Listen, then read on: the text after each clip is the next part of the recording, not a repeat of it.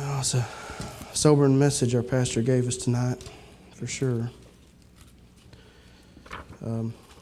What I want to share with you tonight is something that the Lord gave me that's really helped me. And just a kind of a simple illustration, but it's something that's really helped me. And I just hope the Lord allows me to be able to say it the way He gave it to me. My text tonight's going to be on Hebrews 12.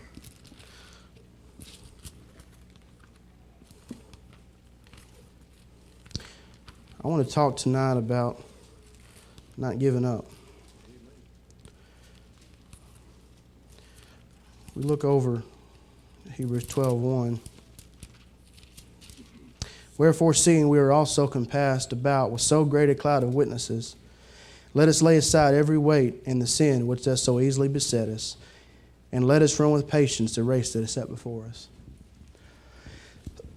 Excuse me. I want to look over.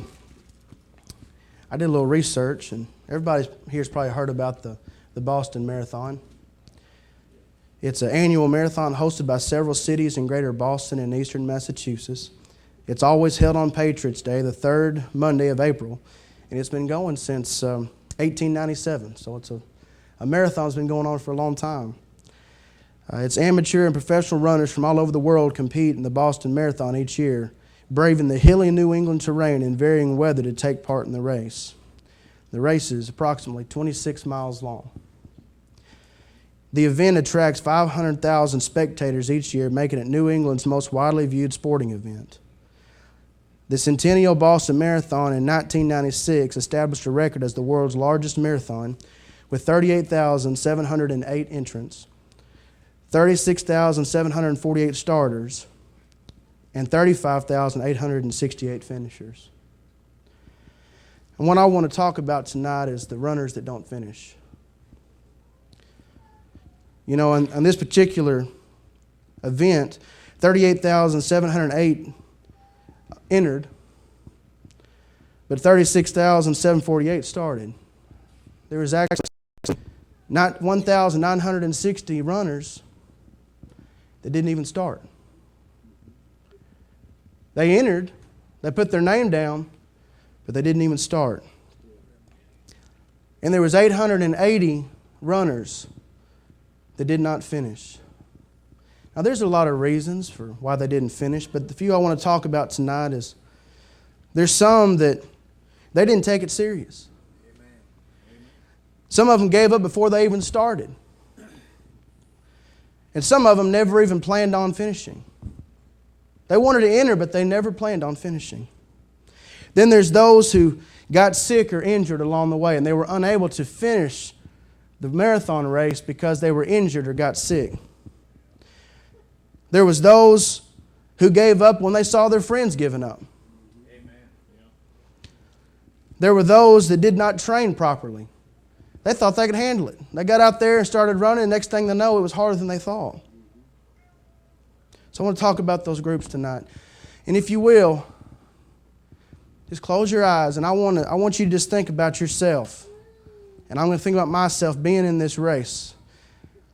It's early morning, we're preparing, and they're fixing to start this race. They're fixing to start this marathon. We're all prepared. We're ready to go. We hear that gunshot, boom. And we have 36,000 plus people around us, and they're all running. Man, things are going great. We're running. Things are going good. I mean, everybody's fired up around us. We're excited. Man, we're running in the Boston Marathon. We're doing good. We're running along. We're doing good. Things are going great. And all of a sudden, we look over to the side and we see some friends of ours that have already quit. And we ask them, so, what are you doing? I say, Brother David, this ain't for me. This ain't for me. I tried it. I don't like it. I'm done. I said, brother, come on. Me and you, we'll run together.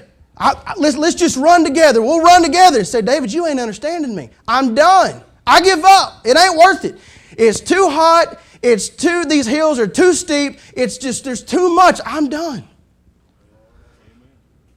And we keep running. And we look back and I think about how many friends and families that I've worshiped with in church through the years that are gone. Some of them I don't know where they're at. Some of them I probably will never see or talk to ever again. Some that have been in this church that I probably will never talk to again because somewhere along the line it was too hard. And then we go on a little bit farther. And we're still burdened by losing a loved one and a friend, but we're still going. We're like, all right, we're okay now. Things are getting better. And then we come across someone, maybe a friend of ours or a family member that's sick. Maybe they've hurt themselves. And we go over and grab and say, listen, I know you're hurt, but I'm going to run with you. Let's run together. And we carry him. And we carry him. We carry him as far as we can carry him. But our body just gets weak because we can't carry someone for so long. And they finally just say, brother, it's just too much. I'm too sick. I can't go anymore. I'm taking you down with me. And we have no choice but to let them get out of the race. And I think about how many of us here today have had loved ones that we've just struggled with and we've tried to help and they've been sick. You know, my sister, my parents aren't even here tonight because she's in the hospital. And how many times that they've just had to keep going and how they get so tired. And I thought about me being in this race and I'm thinking, I'm so tired, God.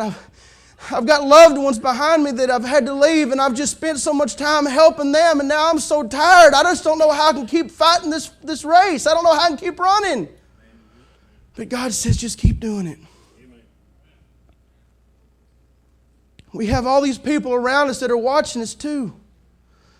You know, when the Bible says there in Hebrews 12:1, it says, wherefore seeing we're also compassed with so great a cloud of witnesses. I mean, this marathon here, it says it attracts more than 500,000 spectators, plus those that watch on TV and those that are watching online. And there's all these probably millions of people that are watching. And I thought about, you know, when we go along in our race, there's people that are watching us. The world's watching us. They're just waiting for us to mess up. They're waiting for us to give in. They're waiting for us to just quit. Our friends and family are watching us. You know, teenagers, your little sisters and little brothers are watching you. They're just waiting for you to mess up. And then we go on a little bit farther and we see somebody else along the road and we say, what are you doing? It says, man, didn't you know so-and-so? I said, yeah. Man, I looked up to them and they quit. They quit. And I'm quitting too. It's too hard. I gave it all I had. And I can't do it anymore. I'm tired of fighting. I'm tired of all the time. I'm just tired of it. It's so hard. And I've looked back and I see friends and family that have given up and I just don't want to fight anymore. And we try to help them for a while. And we still hadn't got over helping other people, but now we're helping them and we're carrying them. And then they just say, listen, I'm done. I don't want to fight anymore. I don't want to do this anymore. And we have to just let them go. And then we keep going. Now we've got burdens because we look back and we see family members and loved ones that are gone. They're not even around anymore. People that we used to look up to. I look back and both of my grandpas are gone. I used to be able to go and talk to them and they're gone. And other people in my life that I've been able to look up to in the past and they're gone. And one of these days our pastor, I hope it's a long time from now, but one of these days he's not going to be there. And are we going to give up? And I have to ask myself, am I going to give up? So we keep going. Maybe we get us a Gatorade. We get us an energy bar, something like that. We get fired up again. Things are going real good. And we go along, and I mean, things are on top of the world. I mean, we're going good. We're making a good pace. We're going to finish. And all of a sudden, we come across a big old group of friends that are on the side of the road, and you ask them, say, what's going on? Why are you sitting here? And they said, Brother Dave, we didn't train properly. So he didn't train properly? How could you not train properly? We've been under some of the best preaching you're going to hear anywhere. We've been hearing it for years. What do you mean you haven't trained properly? And they say, Brother David, I heard everything my pastor said. I sat there every day, every Sunday, and I heard what he preached, and I heard what Brother Rocky preached, and I sat there. But I didn't apply it. And I didn't prepare myself. I didn't know things were going to be this hard. I didn't know the race was going to be this long. I didn't know, Brother David, if I could just go back, I would change things, but I can't go back. If I could just listen to my pastor one more time, if I could just trust him one more time and do what he said one more time and just take the warnings that he was giving me one more time, maybe things would be different. And we go over there and we grab him and say, brother, me and you, we'll just run this race together. We may be dead last, but we're going to finish this course together. And we pick each other up, and I carry him for a little while, and he carries me for a while. And then it says here, let us lay aside every weight and the sin which so easily beset us. And I look at myself, and all of a sudden times get real hard. Times get real hard. Now I'm struggling. I look back and I've helped people, but I'm struggling now. And I don't have any strength left. And I've given all I can give. Maybe it's my job, maybe it's my family, maybe it's a loved one, maybe it's somebody, but it's just taking a toll on me, and I just don't want to fight anymore. And I got this sin that I realize now that I should have got rid of years ago, but it's still in my life. And all these weights that are just, they're not helping me on this race of life, and I've just held on to them. But it's too late. And it's dragging me down. And I just say, God, I don't want to do this anymore. I'm tired of carrying everybody. I'm tired of carrying myself. It's too hard. Serving you, God, is just so hard sometimes. I just don't want to do it anymore. And then I read on here and it says, and let us run with patience the race that is set before us. Patience. I mean, you almost want to look at God and say, patience? Are you serious? Patience? I've been patient all these years, and I've been trying, and it just seems like every time I turn around, it's just another hill.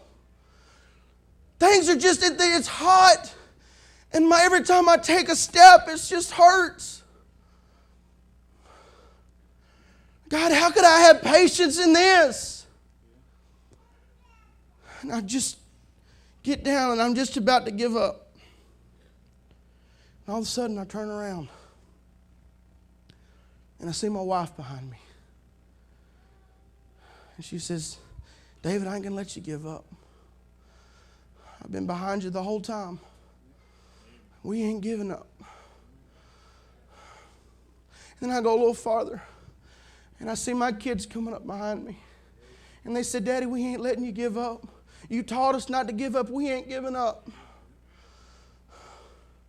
And it's then, and only then, that I realized that this patience that I run with is my family. And I have friends of mine that come up and they say, Brother David, we're here for you.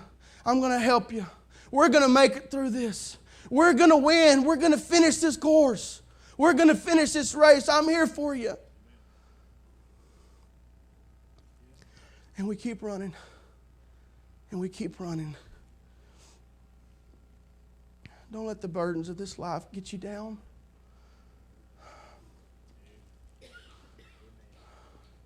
If you're here today, I'm not talking to anybody.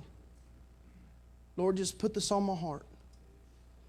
If you're here today and you're about ready to just throw in the towel, if you're just about ready to give up, please don't give up.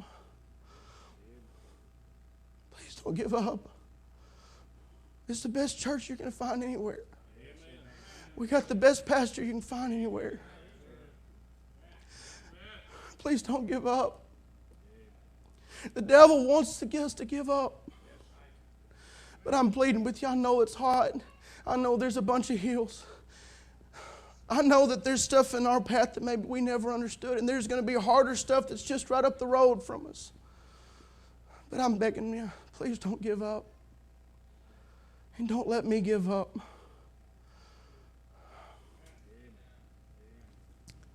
Let us run with patience the race that is set before us. Amen. Thank you, Brother David.